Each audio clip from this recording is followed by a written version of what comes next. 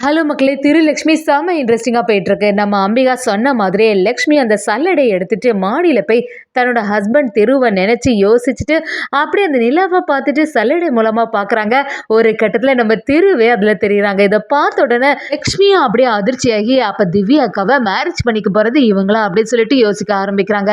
அதே சமயத்தில் நம்ம லக்ஷ்மியோட முடிவு என்னவா இருக்க போகுது, அம்பிகாவுக்கு எல்லா விஷயமும் தெரிய வருதா? வீடியோக்குள்ள போறதுக்கு முன்னாடி நம்ம சேனலுக்கு சப்ஸ்கிரைப் பண்ணிடுங்க. அப்படியே பக்கத்தில் இருக்க பெல் ஐக்கனை கிளிக் பண்ணிடுங்க. அப்போ தான் நான் போடுற வீடியோலாம் உங்களுக்கு நோட்டிஃபிகேஷனாக வரும்.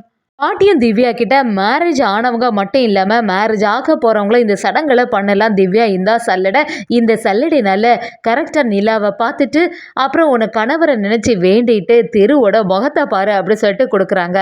அதே சமயத்தில் இன்னொரு சைடு நம்ம லக்ஷ்மியும் சரி எப்படி இருந்தாலுமே இந்த சடங்கை நம்மளும் பண்ணலாம், ஆனால் கீழே போனால் காஞ்சனா மேடம் எப்படியும் திட்டுவாங்க, அதனால மாடியிலேருந்து நிலாவை பார்த்துட்டு இந்த சடங்கை பண்ணலான்னு சொல்லிட்டு நம்ம லக்ஷ்மி அதுக்காக தயாராகிறாங்க. அந்த சமயத்தில் நம்ம அம்பிகா சொன்னது தான் நம்ம லக்ஷ்மிக்கு ஞாபகத்து வருது. ஏற்கனவே அம்மா சொல்லியிருந்தாங்க, உன் கணவர் எவ்வளோ தூரத்தில் இருந்தாலும் பிரச்சனை இல்லை, உன்னோட மனக்கண்ணில் உன்னோட கணவர் தெரிஞ்சே ஆவாரு, அதனால நீயும் இந்த சடங்கை பண்ணலாம் அப்படி சொன்னது எல்லாமே நம்ம லக்ஷ்மிக்கு ஞாபகத்து வருது.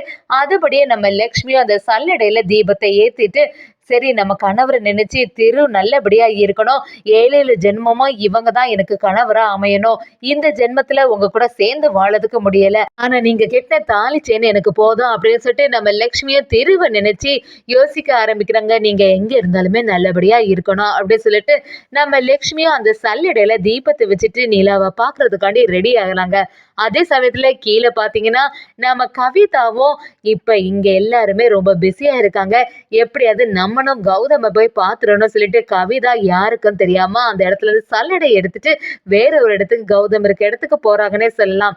கவிதாவும் கௌதம பார்க்க ஆரம்பிக்கிறாங்க. கௌதமும் கவிதா கிட்ட வந்து எத்தனை வருஷம் தான் நம்ம இந்த உண்மை எல்லாமே மூடி மறைச்சு இப்படி வாழ்ந்துட்டே இருக்க முடியும் கவிதா, கூடிய சீக்கிரத்துல இதே வீட்டுல நம்ம சேர்ந்து வாழ மாதிரி ஒரு சிச்சுவேஷன் வரணும் அப்படின்னு சொல்லும் போது நம்ம கவிதாவும் நீங்க எதுக்குமே கவலைப்படாதுங்க, அந்த நாள் சீக்கிரமா நெருங்கிட்டு அப்படின்னு சொல்ல ஆரம்பிக்கிறாங்க. நம்ம தினேஷனுக்கும் ரொம்பவே சந்தேகமா வந்துட்டு இருக்கு. இந்த கவிதாவோட நண்பன்னு சொல்லிட்டு இங்க வந்திருக்கவே சரியே கிடையாது. இந்த கவிதா ஏதோ ஒரு பெரிய உண்மையை இந்த குடும்பத்துல மட்டும் இல்லாம நம்ம கிட்ட இருந்து மறைக்கிறா. கூடிய சீக்கிரத்துல அந்த கவிதாவோட உண்மை முகத்தை இந்த குடும்பத்துக்கு தெரிவிச்சே ஆகணும்.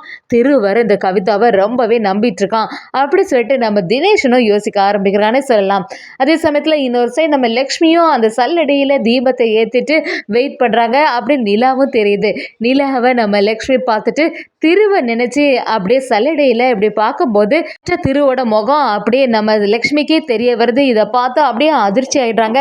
என்னது இந்த திரு எங்க இங்க வந்தாங்க அப்படி சொல்லிட்டு ரொம்பவே டென்ஷனா இருக்கும் போது சரி நம்ம தான் ஏதாவது தப்பா யோசிச்சுப்போம் போல, அவங்கள பத்தி யோசிச்சுட்டே இருக்கனால தான் நமக்கு முகம் தெரிஞ்சிருக்குமா இருக்கும்னு சொல்லிட்டு மறுபடியும் லக்ஷ்மி பார்க்க ஆரம்பிக்கிறாங்க. ஆனா தெளிவா திருவோட முகம் தெரியுது.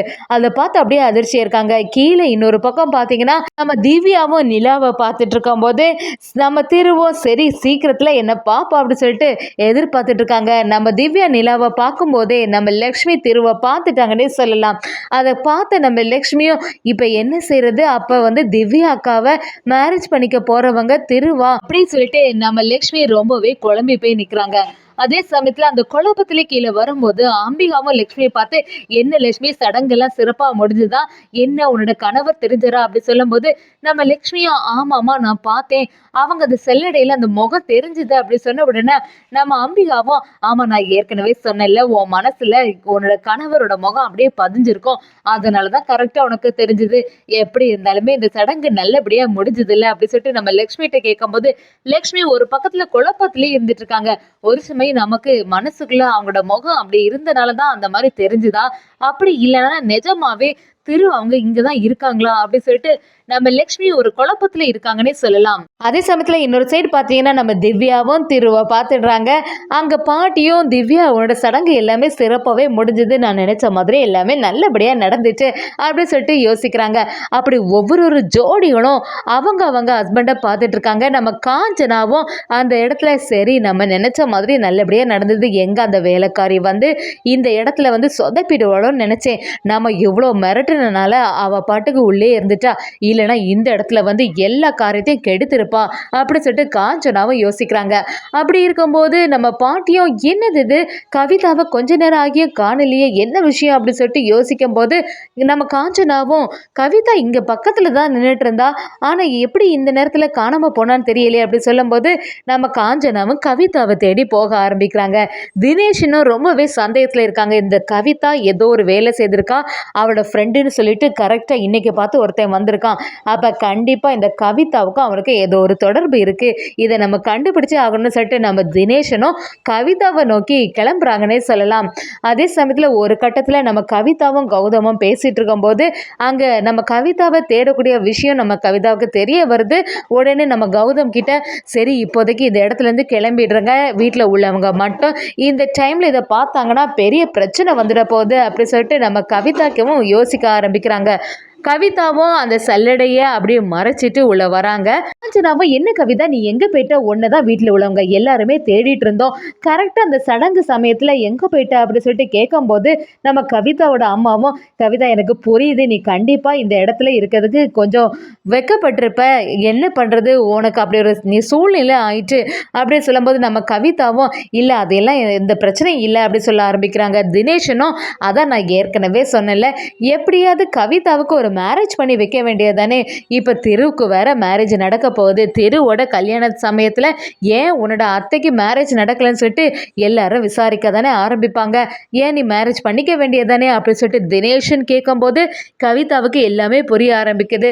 கண்டிப்பாக இந்த தினேஷன் நம்மளை அவமானப்படுத்துறதுக்காண்டி தான் இப்படியெல்லாம் கேட்பான், என்னோட விஷயத்தில் நீ தலையிடாத அப்படின்னு சொல்லிட்டு கவிதாவும் சத்தம் போட ஆரம்பிக்கிறாங்க. நம்ம திருவும் அந்த இடத்துல ஏன் அதான் அவங்க கேட்குறதுல என்ன தப்பு இருக்குது, கண்டிப்பாக ஒரு மேரேஜ் நீங்கள் பண்ணிக்கலாம்ல அப்படின்னு கேட்கும்போது நம்ம கவிதாவும் இல்லை திரு மேரேஜ்லலாம் எனக்கு சுத்தமாக இன்ட்ரெஸ்ட் இல்லை, அதனால தான் அவனோட அத்தை மேரேஜ் பண்ணாமல் இருக்கேன், ஏன் கண்டிப்பாக மேரேஜ் பண்ணணும்னு சொல்லிட்டு ஏதாவது ரூல்ஸ் இருக்கா என்ன, இது என்னோட விருப்பம், நான் எடுத்த முடிவு, அதுக்கு குடும்பத்தில் உள்ளவங்க எல்லாம் துணையாக தானே இருக்கணும் அப்படி சொல்லி நம்ம கவிதாவும் சொல்லும்போது கவிதாவோட அம்மா கொஞ்சம் ஃபீல் பண்ண ஆரம்பிக்கிறாங்க. என்ன இருந்தாலுமே என்னால் சமாதானம் ஆக முடியலை கவிதா, நீயும் ஒரு ஜோடி இருந்ததுன்னா இந்நேரத்தை எவ்வளோ சந்தோஷமாக இருந்திருப்ப அப்படி சொல்லும்போது கவிதாவும் நீ எதுக்கம்மா இப்போ வருத்தப்படுற, அதெல்லாம் யோசிக்கக்கூடிய நிலைமை இப்போ கிடையாது அப்படின்னு சொல்லி வைக்கிறாங்க. இன்னொரு பக்கம் பார்த்தீங்கன்னா நம்ம மாயிலும் லக்ஷ்மிகிட்ட வந்து என்ன லக்ஷ்மி ரொம்பவே குழப்பத்தில் இருக்க மாதிரி இருக்கு, என்ன விஷயம்னு கேட்கும்போது நம்ம லக்ஷ்மியும் இப்போதைக்கு இந்த விஷயத்தை பற்றி யார்கிட்டையுமே சொல்லாண்டான்னு சொல்லிட்டு ஒரு முடிவு எடுக்கிறாங்கன்னே சொல்லலாம். அதே சமயத்தில் லக்ஷ்மி நம்ம பார்த்தது நிஜமாக தான் இருக்குமா, நிஜமாவே நம்ம திரு தான் இங்கே இருக்காங்களா அப்படின்னு சொல்லிட்டு இன்னும் ஒரு யோசனையிலே இருந்துட்டு இருக்காங்க. அந்த சமயத்தில் திவ்யாவும் லக்ஷ்மி கிட்ட வந்து என்ன மகா உன்னை நான் எவ்வளோ தூரம் தேடிட்டே இருந்தேன் தெரியுமா, எதுக்காக நீ அந்த இடத்துல வரலை அப்படி சொல்லும்போது லக்ஷ்மியும் இங்கே கொஞ்சம் எனக்கு வேலை இருந்து அப்படி சொல்லி சமாளிக்கிறாங்க. என்னதான் இருந்தாலும் திவ்யா கேட்குற மாதிரி இல்லை, உன்னை பற்றி எனக்கு நல்லாவே தெரியும், அம்மா ஏதாவது உங்ககிட்ட சொன்னாங்களா, அதனால தான் நீ அந்த இடத்துக்கு வரலையான்னு கேட்கும்போது நம்ம லக்ஷ்மியும் அப்படியெல்லாம் இல்லைக்கா அப்படி சொல்லிட்டு சமாளிக்கிறாங்க. ஒரு கட்டத்தில் நம்ம லக்ஷ்மி ஒரு குழப்பத்தில் திருவை பார்த்துட்டாங்கன்னே சொல்லலாம்.